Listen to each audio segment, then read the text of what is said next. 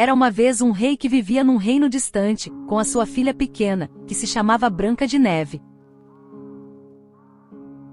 O rei, como se sentia só, voltou a casar, achando que também seria bom para sua filha ter uma nova mãe.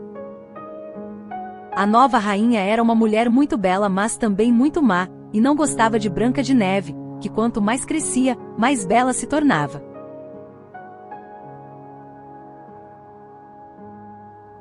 A rainha malvada tinha um espelho mágico, ao qual perguntava, todos os dias: Espelho, espelho meu, haverá mulher mais bela do que eu? E o espelho respondia: Não, minha rainha, és tu a mulher mais bela.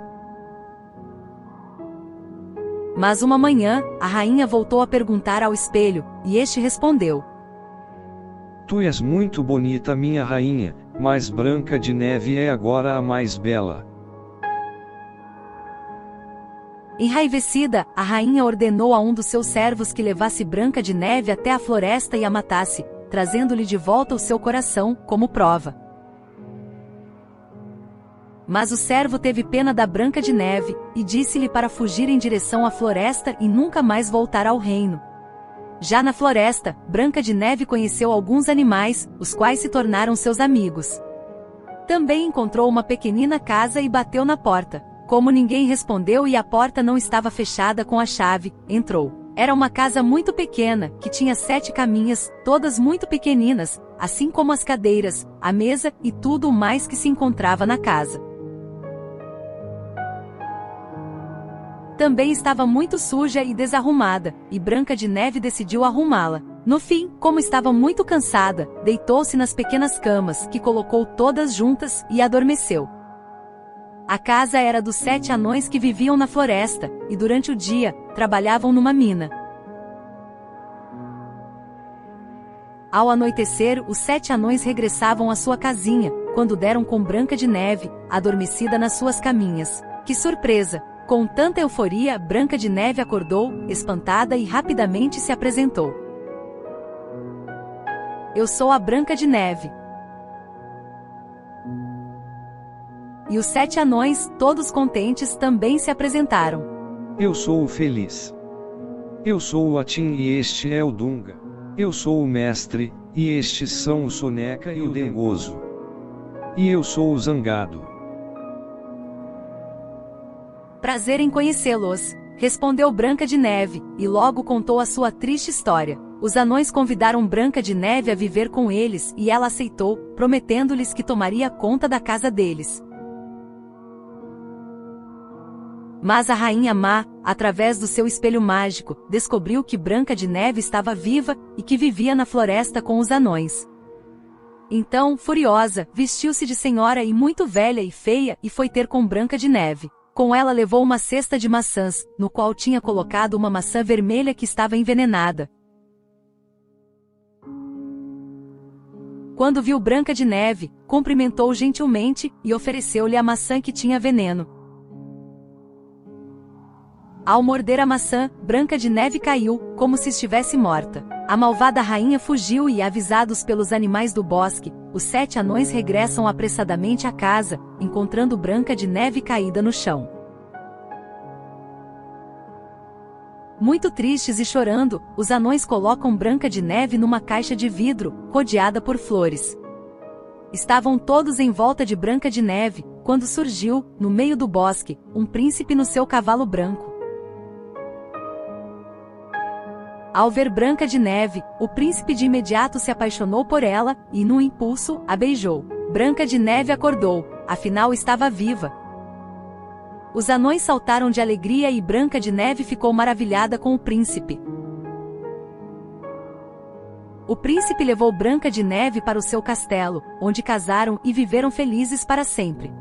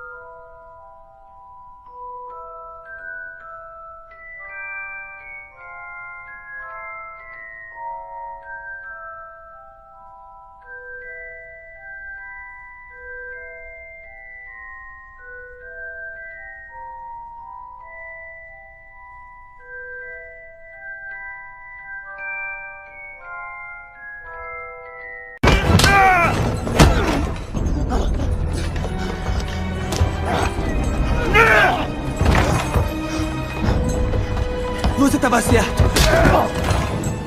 Quando disse ao professor que a varinha não obedecia, ela nunca obedecerá a você. Eu matei o Snape! E se a varinha nunca tivesse pertencido ao Snape? E se a fidelidade dela fosse a outra pessoa? Vamos, Tom. Acabar com isso do jeito que começamos. Juntos!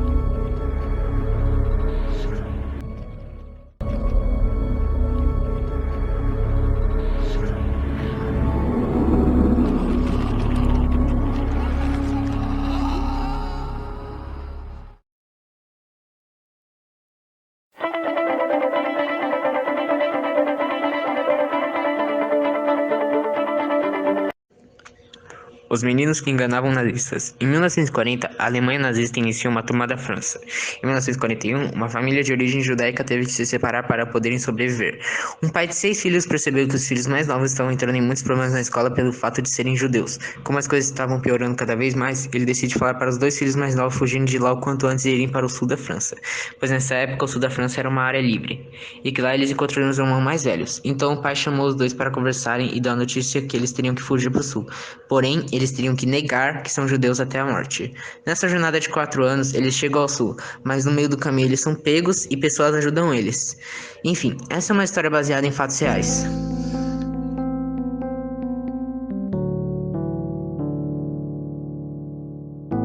Hobson Course é um menino inglês de 18 anos que viveu na cidade de York durante o século XVIII.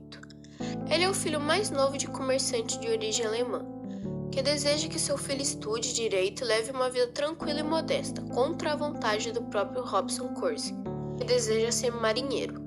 Course obedece aos desejos do seu pai no início, mas eventualmente cai em tentação e embarca com um amigo em um navio para Londres.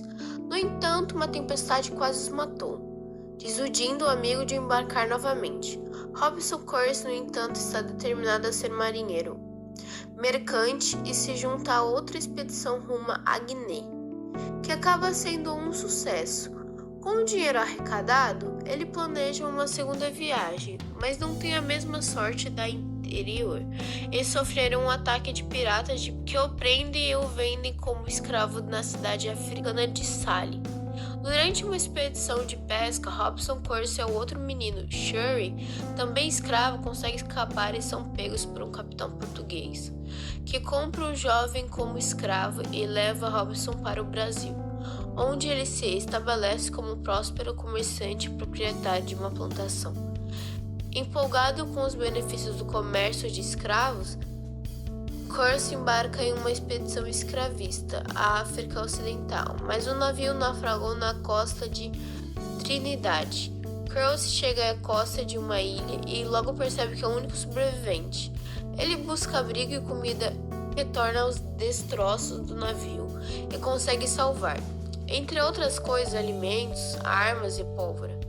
Constrói-se um abrigo que inserá de móveis rudimentares e ergue uma cruz onde escreve a data de sua chegada, 1 de setembro de 1659.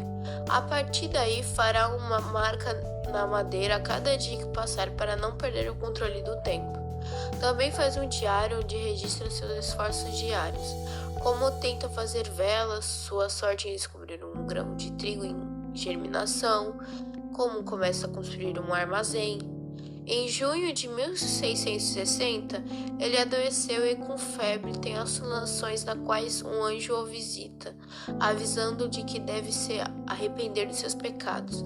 Logo depois, ele experimenta uma revelação religiosa e decide que Deus estava punindo por seus pecados anteriores.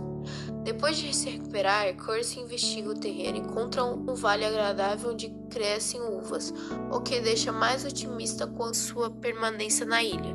Ele começa a treinar um papagaio para falar e leva uma cabra como animal de estimação. Aprenda a tecer cestos e fazer pão e cerâmica. Pouco depois, ele corta um enorme carvalho e constrói uma canoa com a qual navega ao redor da ilha. Mas ele é afetado por correntes e está feliz por ter sobrevivido mais uma vez.